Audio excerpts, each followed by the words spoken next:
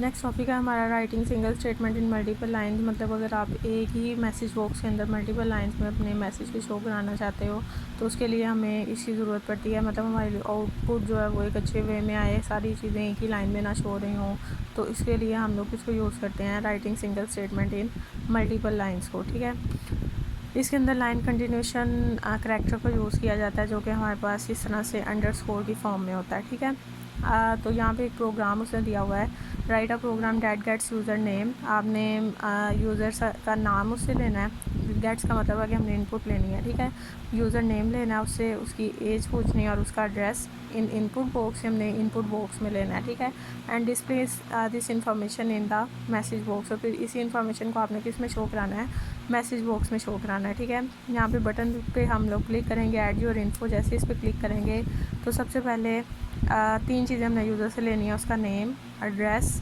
और उसकी एज। ठीक है, तीन चीज़ें लेनी है।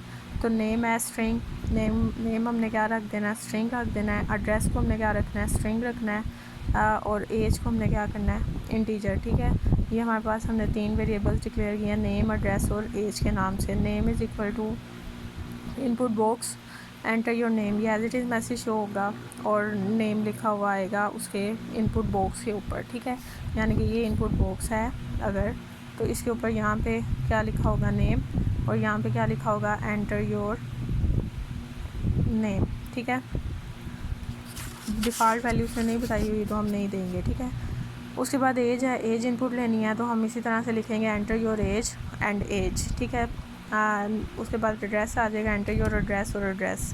तीन चीज़ें हम उसे इनपुट में ले रहे हैं। ठीक है, जैसे वो इनपुट में आएंगी, लाइक नेम में उसने हमें कुछ भी दे दिया, ली है, एज में हमारे पास 10 है, एड्रेस में कुछ भी ABC है, तो ये हमारे पास इसमें आ जाएगा। ठीक है, अब मैसेज बॉक्स को यूज़ करना है। Message box name double quotes में लिखा है, एज इट इज़ प्रिंट होगा। इसके साथ ही हमने कनकैटिनेशन ऑपरेटर को यूज़ किया है जो कि कनकैटिनेट करेगा किसको, नेम को। ये कौन सा नेम है, ये वाला नेम है जिसमें क्या पड़ा हुआ है, अली, तो वो क्या शो करेगा, नेम अली।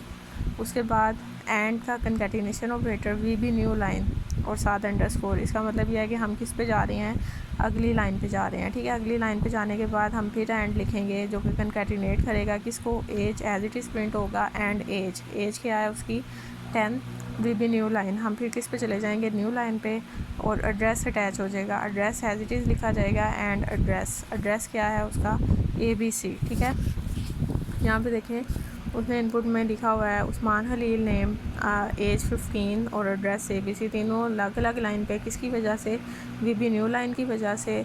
और नेम जो है वो as it is double quotes में लिखा होता है, एज भी और एड्रेस भी। और ये जो है ये आपके वेरिएबल्स के अंदर स्टोर हुआ होगा जिसमें मैंने अली लिखा था, 10 लिखा था और ABC लिखा था। ठीक है, तो ये आपके पास एक प्रोग्राम है, आपने इसी तरह से कोडिंग करनी है पेपर में भी। उसके बाद ये नेक्स्ट है हमारे पास, write a program that gets 4 integer numbers. आपने 4 इंटीजर नंबर यूज़र से लेने हैं, यानी कि 4 इनपुट्स होंगी, 4 वेरिएबल्स होंगे। ठीक है, it then calculates and display sum. आपने उनका सम कैलकुलेट करना है, एवरेज कैलकुलेट करनी है और प्रोडक्ट यानी कि मल्टीप्लाई करना है। ठीक है, अब हमें 4 इनपुट लेनी है तो हमें 4 वेरिएबल्स की ज़रूरत पड़ेगी, dim N1 as integer, N2 as integer, N3 as integer और N4 एज इंटीजर। ठीक है, एक हमने सम के लिए डिक्लेयर करना है, एक हमने मल्टीप्लाई के लिए डिक्लेयर करना है और एक हमने किसके लिए करना है, एवरेज के लिए करना है। सम जारी बात है सारे इंटीजर हैं तो सम इंटीजर ही होगा। मल्टीप्लाई जो है वो आपके पास उसने लॉन्ग कर दिया है कि मल्टीप्लाई करके वैल्यू बड़ी हो सकती है, और एवरेज में उसने सिंगल कर दिया है कि आपके पास पॉइंट में आंसर आ सकता है। ठीक है, आप इसमें डाटा टाइप अगर चेंज कर भी लोगे, लेकिन सबको इंटीजर रख दोगे फिर भी फ़र्क नहीं आएगा। ठीक है, अब N1 N2 N3 और N4 लिखा हुआ है, और वैल्यू, ये जो वैल्यू है ना, इसका बेसिक पर्पज़ ये होता है कि इस इनपुट बॉक्स में जो वैल्यू आपका यूज़र एंटर करे वो किसको साइन हो जाए, N1 को, N2 को, N3 को, N4 को।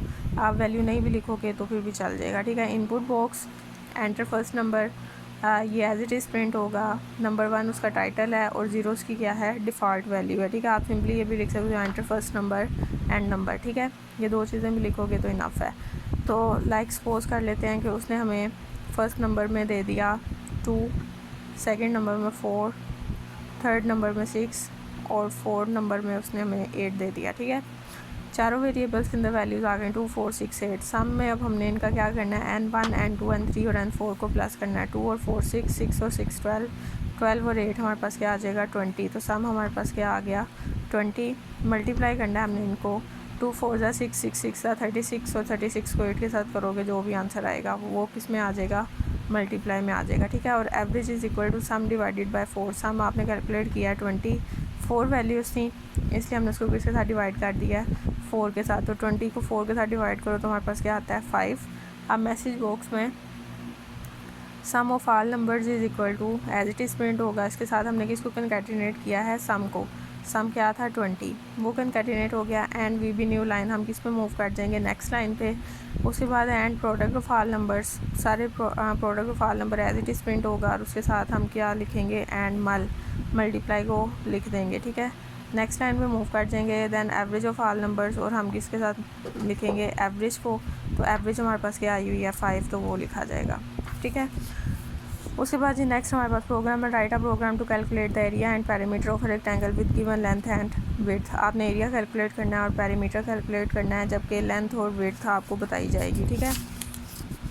यहाँ पे लेंथ 2 वेरिएबल्स डिक्लेयर किए हैं, वेरिएबल्स नहीं कांस्टेंट डिक्लेयर किया है। Const length has double and width has double, ठीक है।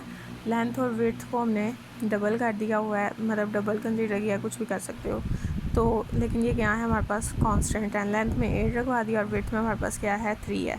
Dim area as double, area calculate करने के लिए और पेरीमीटर कैलकुलेट करने के लिए, ठीक है। Area is equal to length multiply width. Length में क्या पड़ा हुआ है 8 और विड्थ में क्या है 3, 8 3 ज़ा 24। तो एरिया की कैलकुलेशन में हमारे पास क्या आएगा 24। उसके बाद पेरीमीटर क्या होता है, पेरीमीटर का फार्मूला होता है 2 इंटू लेंथ प्लस विड्थ। ये भी होता है और ये भी होता है, जिसमें क्या होता है 2 लेंथ के साथ भी मल्टीप्लाई होता है और 2 विड्थ के साथ भी मल्टीप्लाई होता है, और फिर इन दोनों को क्या करते हैं सम करते हैं, ठीक है।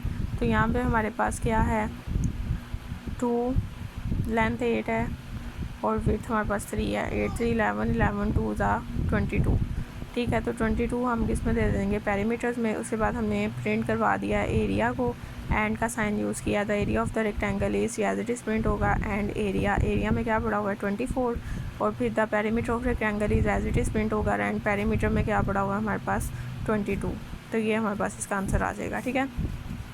उसके बाद ये नेक्स्ट है हमारे पास write a program that input 5 digit number from the user. आपने एक नंबर यूज़र से लेना, लाइक यहाँ पे 72519 ये एक नंबर है, आपने यूज़र से लेना है। डिस्प्ले इट्स रिवर्स, आपने इसे रिवर्स करके बताना है 91527, ठीक है। For example it if the user enter this it display in message box, आपने उसको रिवर्स करना है। तो रिवर्स करने का एक प्रॉपर वे होता है। सबसे पहले हम यूज़र से कहेंगे कि एक नंबर एंटर करो by using input box. User ने हमें क्या इनपुट कर दिया, लाइक 72519। अब कितने वैल्यूज़ हैं इसके अंदर 1 2 3 4 एंड 5, ठीक है। अगर हमारे पास यहाँ पे कम वैल्यूज़ होती तो फिर हम उसको मतलब अगर लाइक यहाँ पे 725 होता तो हम कहाँ किससे डिवाइड करते 100 से। अगर 7250 होता तो हम इसको किसके साथ डिवाइड करते 1000 से। मतलब जितनी वैल्यूज़ होंगी उतना आपने नीचे वाले डिजिट्स बढ़ाने हैं, 1 के साथ उतने ज़ीरो आपने लगा देने हैं, ठीक है, कि उतनी ही वैल्यूज़ बने। अब यहाँ पे 5 हैं तो हमने क्या किया एन डिवाइडेड बाय 10,000। एन में क्या पड़ा हुआ है 72519, इसको डिवाइड किसके साथ किया है 10,000 के साथ। तो मैं यहाँ पे डिवाइड करती हूँ 72519